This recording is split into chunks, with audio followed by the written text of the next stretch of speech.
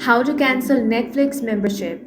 In this video, I will guide you step by step on how you can cancel Netflix membership in both your Android or iPhone device. The first thing you want to do is open a web browser.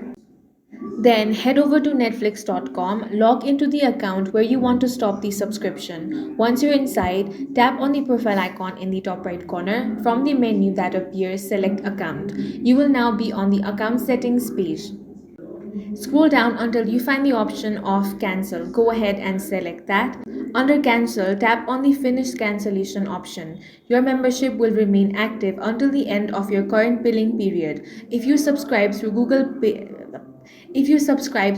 Play or Apple App Store, you must cancel through those platforms instead. That's all for this video. If you found it useful, make sure to hit the like button and subscribe for more videos like this.